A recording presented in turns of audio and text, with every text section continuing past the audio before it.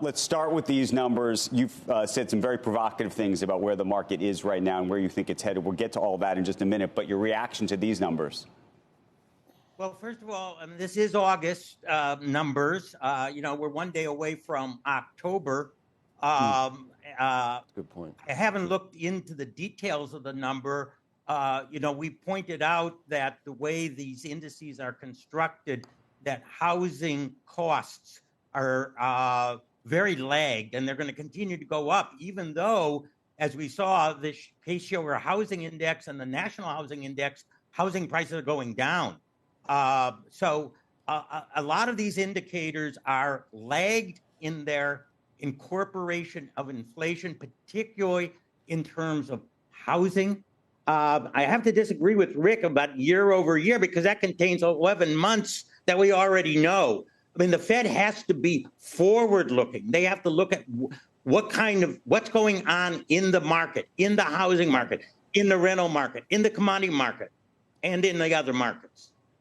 Jeremy, you've talked about this potentially being a buying opportunity, yet we've had Katie Stockton on, who's been right about these charts thus far. She says there is still more to go here on the lower end. Rick Santelli obviously has that same view. A lot of folks have that view. Would you buy now? And is the thesis of buying now rely on the Fed easing up in a way that they may not even know that they have to yet? If you're a long-term investor, I would absolutely buy now. I think these are absolutely great long-term values. Could it go down more? Of course, in the short run. In bear markets, it's gone down more. But when you're talking about 16 times earnings, and even if they're clipped by a recession, and you shouldn't just base it on recession earnings, you should base it on longer-term earnings, which I think are very favorable looking beyond the dip. I think these are just absolutely excellent values.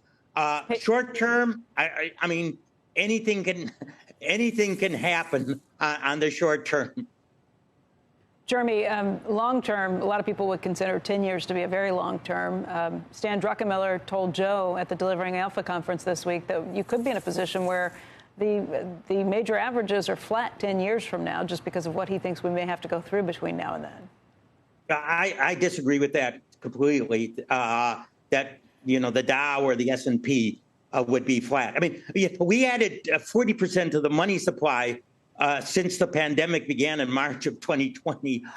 Earnings have historically moved up just with inflation and the money supply. So stocks should be 40% higher than they were. Now, they were at 55% higher, and now they've come down. I guess they're 20% higher than pre-pandemic levels. So to say that, 10 years from now, we're going to have the same Dow when the earnings yields that I see there on the market show that your returns are going to be probably in the neighborhood of 6% per year after inflation. That's a bit below the long-term average, but still much better than bonds, and certainly far above a flat average. When some people compare this and they say, look, the last 40 years, if you look at the last 40 years as history, you'd be 100% right, Jeremy, that, you could hold your breath for 6 months, a year at any point, and when things are bad and you wake up and everything would be great again.